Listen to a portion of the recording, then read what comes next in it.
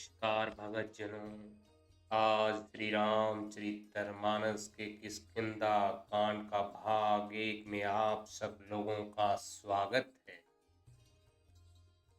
कुंद पुष्प और नील कमल के समान सुंदर गौर एवं श्याम वर्ण अत्यंत बलवान विज्ञान के धाम, शोभा संपन्न सर्वश्रेष्ठ धनुर्धर वेदों के द्वारा वंदित गौ एवं ब्राह्मणों के समूह के प्रिय, माया से मनुष्य रूप धारण किए हुए श्रेष्ठ धर्म के लिए कवच स्वरूप सबके हितकारी श्री सीता जी की खोज में लगे हुए पथिक रूप रघुकुल के श्रेष्ठ श्री राम जी और लक्ष्मण जी दोनों भाई निश्चय ही भक्तिप्रद हों। वे सुकृति पुण्यात्मा पुरुष धन्य हैं जो वेद रूपी समुंदर के मथने से उत्पन्न हुए कलयुग के मल को सर्वथा नष्ट कर देने वाले अविनाशी भगवान श्री शंभु के सुंदर एवं श्रेष्ठ मुख रूपी चंद्रमा में सदा शोभायमान जन्म मरण रूपी रोग के औसत सबको सुख देने वाले और श्री जानकी जी के जीवन स्वरूप श्री राम नाम रूपी अमृत का निरंतर पान करते रहते हैं। जहाँ श्री शिव पार्वती बसते हैं उस काशी को मुक्ति की जन्मभूमि, ज्ञान की खान और पापों का नाश करने वाली जानकर उसका सेवन क्यों न किया जाए। जिस भीषण हालाहल विष से सब देवतागण जल रहे थे, जिसको उन्होंने स्वयं पान कर लिया, रे मंद मन तू उन शंकर जी को क्यों नहीं भजता। उनके समान कृपालु कौन है। श्री रघुनाथ जी फिर आगे चले। ऋषम मुख पर्वत निकट आ गया और ऋष्यमुख पर्वत पर मंत्रियों सहित सुग्रीव रहते थे। अतुलनीय बल की सीमा श्री रामचंद्र जी और लक्ष्मण जी को आते देखकर सुग्रीव अत्यंत भयभीत होकर बोले, हे हनुमान सुनो, ये दोनों पुरुष बल और रूप के निधान हैं। तुम ब्रह्मचारी का रूप धारण करके जाकर देखो। अपने हृदय में उनकी यथार्थ बात जानकर मुझे इशारे से समझाकर कह देना। यदि वे मन के मलिन बाली के भेजे हुए हो तो मैं तुरंत ही इस पर्वत छोड़कर भाग जाऊं। यह सुनकर श्री हनुमान जी ब्राह्मण रूप धरकर वहां गए और मस्तक नवाकर इस प्रकार पूछने लगे, हे वीर सांवले और गोरे शरीर वाले, आप कौन हैं जो क्षत्रिय के रूप में वन में फिर रहे हैं। हे स्वामी, कठोर भूमि पर कोमल चरणों से चलने वाले आप किस कारण वन में विचर कर रहे हैं। मन को हरण करने वाले आपके सुंदर कोमल का अंग हैं और आप वन से दुसह धूप और वायु को सह रहे हैं। क्या आप ब्रह्मा विष्णु महेश इन 3 देवताओं में से कोई हैं, या आप दोनों नर और नारायण हैं, अथवा आप जगत के मूल कारण और संपूर्ण लोकों के स्वामी स्वयं भगवान हैं, जिन्होंने लोगों को भव सागर से पार उतारने तथा पृथ्वी का भार नष्ट करने के लिए मनुष्य रूप में अवतार लिया है। श्री लक्ष्मण जी ने कहा, हम कौशला राज दशरथ जी के पुत्र और पिता का वचन मानकर वन आए हैं। हमारे राम लक्ष्मण नाम है, हम दोनों भाई हैं। हमारे साथ सुंदर यु सुकुमारी स्त्री थी। यहाँ वन में राक्षस ने मेरी पत्नी जानकी को हर लिया। हे ब्राह्मण, हम उसे खोजते फिरते हैं। हमने तो उसका अपना चरित्र कह सुनाया। अब हे ब्राह्मण, अपनी कथा समझाकर कहिए। प्रभु को पहचान कर श्री हनुमान जी उनके चरण पकड़कर पृथ्वी पर गिर पड़े। उन्होंने साष्टांग दंडवत प्रणाम किया। शिव जी कहते हैं, हे पार्वती, यह सुख वर्णन नहीं किया जा सकता। शरीर पुलकित है, मुख से वचन नहीं निकलता। वे प्रभु के सुंदर वेश की रचना देख रहे हैं। फिर धीरज धरकर स्तुति की। अपने नाथ को पहचान लेने से हृदय में हर्ष हो रहा है। फिर हनुमान जी ने कहा, हे स्वामी, मैंने जो पूछा वह मेरा पूछना तो न्याय था। वर्षों के बाद आपको देखा, वह भी तपस्वी के वेश में, और मेरी वानर बुद्धि, इससे मैं तो आपको पहचान न सका, और अपनी परिस्थिति के अनुसार मैंने आपसे पूछा, परंतु आप मनुष्य की तरह कैसे पूछ रहे हैं? मैं तो आपकी माया के वश भूलता फिरता हूँ, इसी से मैंने अपने स्वामी यानी आपको नहीं पहचाना। एक तो मैं यूं ही मंद हूँ, दूसरे मोह के वश में हूँ, तीसरे हृदय का कुटिल और अज्ञानी हूँ। फिर हे दीन बंधु भगवान प्रभु, आपने मुझे भुला दिया।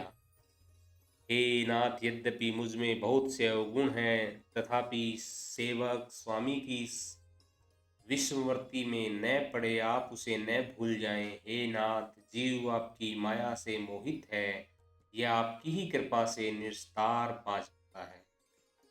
उस पर हे रघुवीर, मैं आपकी दुहाई शपथ करके कहता हूँ कि मैं भजन साधन कुछ नहीं जानता। सेवक स्वामी के और पुत्र पिता के भरोसे निश्चित रहता है। प्रभु को सेवक का पालन पोषण करते ही बनता है, यानी करना ही पड़ता है। ऐसा कहकर श्री हनुमान जी अलंकार प्रभु के चरणों में गिर पड़े। उन्होंने अपना असली शरीर प्रकट कर दिया। उनके हृदय में प्रेम छा गया। तब श्री रघुनाथ जी ने उन्हें उठाकर अपने हृदय से लगा लिया और अपने नेत्रों के जल से सींचकर शीतल किया। फिर कहा, हे कपि सुनो, मन में ग्लानि मत मानना, मन छोटा न करना। तुम मुझे लक्ष्मण से भी दूने प्रिय हो। अब कोई मुझे समदर्शी कहते हैं, मेरे लिए न कोई प्रिय है न अप्रिय, पर मुझको सेवक प्रिय है, क्योंकि वह अनन्य गति होता है। मुझे छोड़कर उसका कोई दूसरा सहारा नहीं होता। और हे हनुमान, अनन्य वही है जिसकी बुद्धि, ऐसी बुद्धि कभी नहीं टलती कि मैं सेवक हूँ और यह चराचर जगत मेरे स्वामी भगवान का रूप है।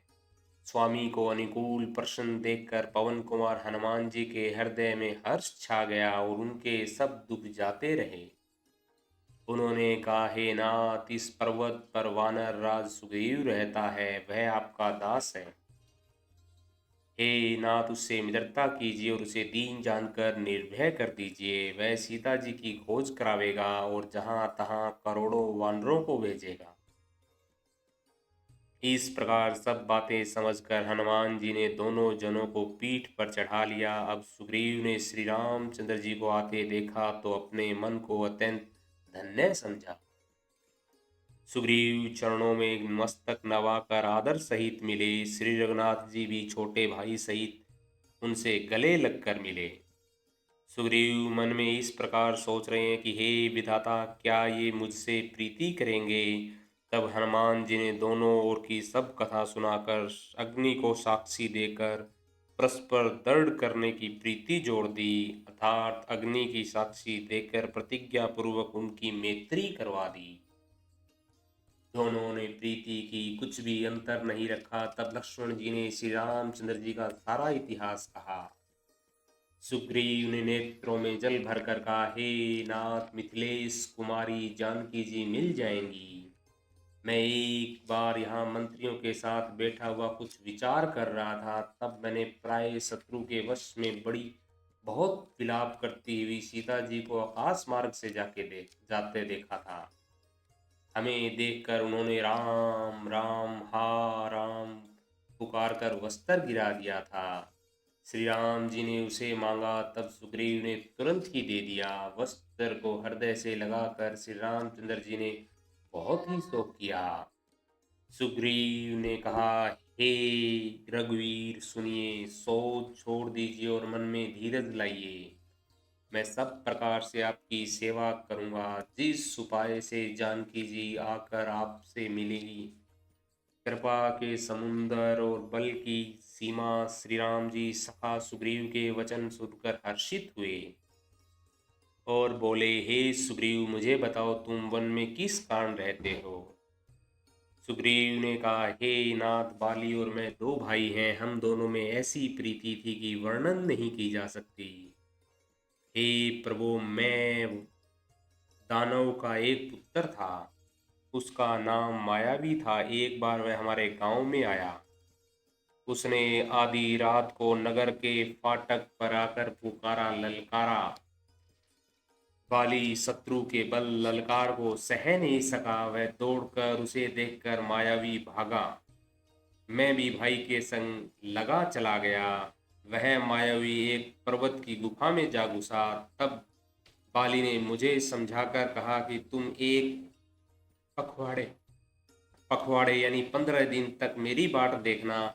यदि मैं उतने दिनों में ना आऊं तो समझ लेना कि मैं मारा गया।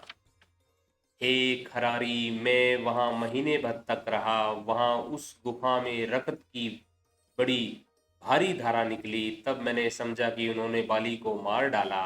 अब आकर मुझे मारेगा। इसलिए मैं वहां गुफा के द्वार पर एक सीला लगाकर भाग गया। मंत्रियों ने नगर को बिना स्वामी राजा का देखा तो मुझे जबरदस्ती राज्य दे दिया। बाली उसे मारकर घर आ गया। मुझे राज सिंहासन पर देखकर उसने जिद में भेद बढ़ाया, बहुत ही विरोध माना। उसने समझा कि यह राज्य के लोभ से ही गुफा के द्वार पर सीला दे आया था, जिससे मैं बाहर न निकल सकूं, और वहां आकर राजा बन बैठा। उसने मुझे शत्रु के समान बहुत अधिक मारा और मेरा सर्वस्व तथा मेरी स्त्री को भी छीन लिया। हे कृपालु रघुवीर, मैं उसके भय से समस्त लोकों में बेहाल होकर फिरता रहा। वह सांप के कारण यहाँ नहीं आता तो भी मैं उससे भयभीत रहता हूँ। सेवक का दुख सुनकर दीनों पर दया करने वाले श्री रघुनाथ जी दोनों विशाल भुजाएं फड़क उठी। उन्होंने कहा, हे सुग्रीव सुनो, मैं एक ही बाण से बाली को मार दूंगा। ब्रह्मा और रुद्र की शरण में जाने पर भी उसके प्राण न बचेंगे। जो लोग मित्र के दुख से दुखी नहीं होते, उन्हें देखने से ही बड़ा पाप लगता है। अपने पर्वत के समान दुख को धूल के समान और मित्र के धूल के समान दुख को सुमेरु के समान जाने। जिन्हें स्वभाव से ही ऐसी बुद्धि प्राप्त नहीं है, वे मूर्ख हट करके क्यों किसी से मित्रता करते हैं। मित्र का धर्म है कि वह मित्र को बुरे मार्ग से रोककर अच्छे मार्ग पर लावे, उसके गुण प्रकट करे और अवगुणों को छिपावे, लेने देने में मन में शंका न रखे, अपने बल के अनुसार सदा हित ही करता रहे, विपत्ति के समय तो सदा सौगुना स्नेह करे। वेद कहते हैं कि संत मित्र के गुण ये हैं, जो सामने तो बना बना कर कोमल वचन कहता है और पीठ पीछे बुराई करता है तथा मन में कुटिलता रखता है। हे भाई, जिसका मन सांप की चाल के समान टेढ़ा है, ऐसे कुमित्र को तो त्यागने में ही भलाई है। मूर्ख सेवक, कंजूस राजा, उल्टा स्त्री और कपटी मित्र, ये चारों सूल के समान हैं, यानी पीड़ा देने वाले हैं। हे सखा, मेरे बल पर अब तुम चिंता छोड़ दो। मैं सब प्रकार से तुम्हारे काम आऊंगा, यानी तुम्हारी सहायता करूंगा। सुग्रीव ने कहा, हे रघुवीर सुनिए, बाली महान बलवान और अत्यंत रणधीर है। फिर सुग्रीव ने श्री राम जी को दुंदुभी राक्षस की हड्डियां और ताल के वृक्ष दिखलाए। श्री रघुनाथ जी ने उन्हें बिना ही परिश्रम के ढहा दिया। श्री राम जी का अपरिमित बल देखकर सुग्रीव की प्रीति बढ़ गई और उन्हें विश्वास हो गया कि ये बालिका वध अवश्य करेंगे। वे बार बार चरणों में सिर नवाने लगे। प्रभु को पहचान कर सुग्रीव मन में हर्षित हो रहे थे। तब ज्ञान उत्पन्न हुआ। तब वे वचन बोले कि हे नाथ, आपकी कृपा से अब मेरा मन शिथिल हो गया। सुख संपत्ति, परिवार और बड़ाई सबको त्याग कर मैं आपकी सेवा ही करूंगा, क्योंकि आपके चरण की आराधना करने वाले संत कहते हैं कि ये सब सुख संपत्ति आदि राम भक्ति के विरोधी हैं। जगत में जितने भी शत्रु मित्र और सुख दुख आदि द्वंद्व हैं, सबके सब माया रचित हैं, परमार्थ वास्तव में नहीं है। हे श्री राम जी, बाली तो मेरा परम हितकारी है, जिसकी कृपा से शोक का नाश करने वाले आप मुझे मिले, और जिसके साथ अब सौपन में भी लड़ाई हो जाने तो जागने पर उसे समझकर मन में संकोच होगा कि सौपन में भी उसे क्यों लड़ा। हे प्रभु, अब तो इस प्रकार कृपा कीजिए कि सब छोड़कर दिन रात में आपका भजन ही करूं।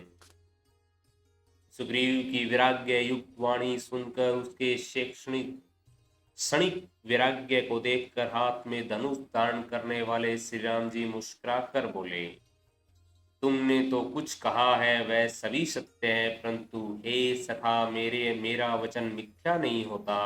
अर्थात बाली मारा जाएगा और तुम्हें राज्य मिलेगा। काकभूषण जी कहते हैं कि हे पक्षियों के राजा गरुड़, नट मदारी के बंदर की तरह श्री राम जी सबको नचाते हैं, वेद ऐसा कहते हैं। तदंतर सुग्रीव को साथ लेकर और हाथों में धनुष बाण धारण करके श्री रघुनाथ जी चले। तब श्री रघुनाथ जी ने सुग्रीव को बाली के पास भेजा। वह श्री राम जी का बल पाकर बाली के निकट जाकर गर्ज।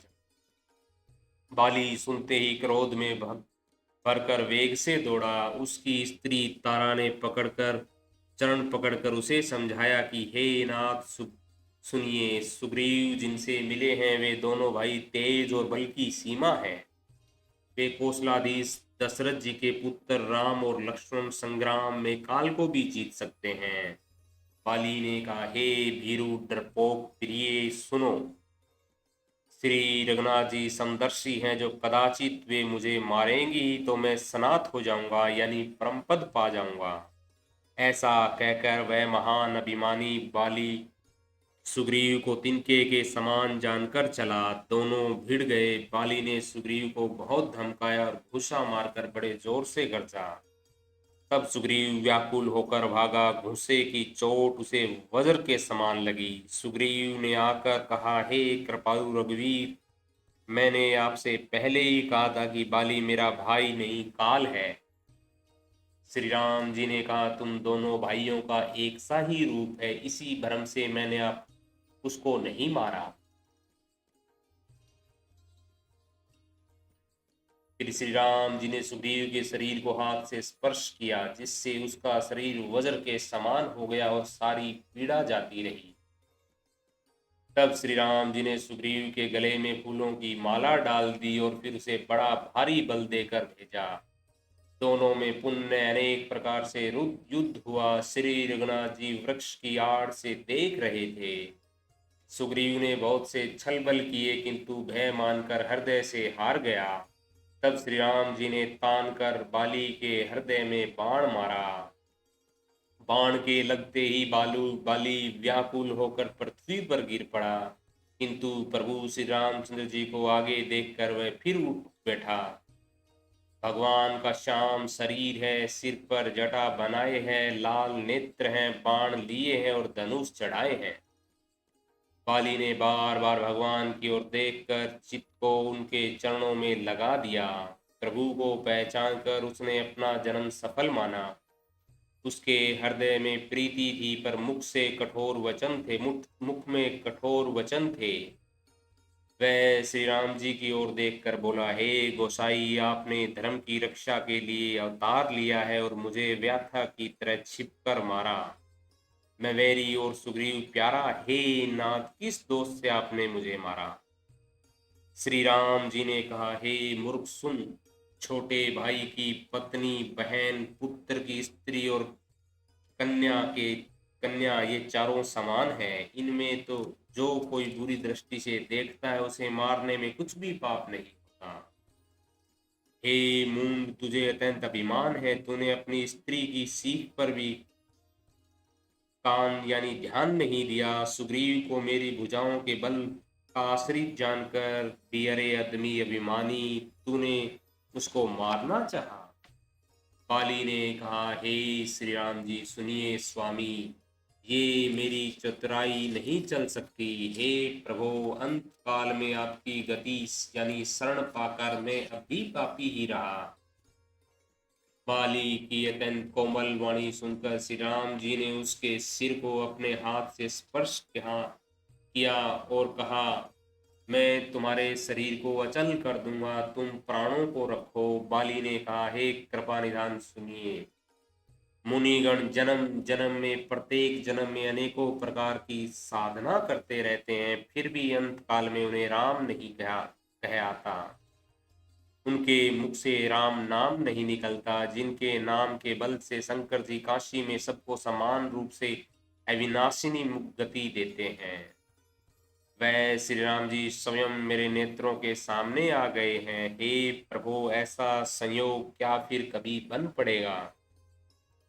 श्रुतियां नेति नेति कहकर निरंतर जिनका गुणगान करती है, और तथा प्राण और मन को जीतकर इंद्रियों को नीरस बनाकर मुनिगण ध्यान में जिनकी कभी कवचित ही छलक पाते हैं, वे ही प्रभु साक्षात मेरे सामने प्रकट हैं।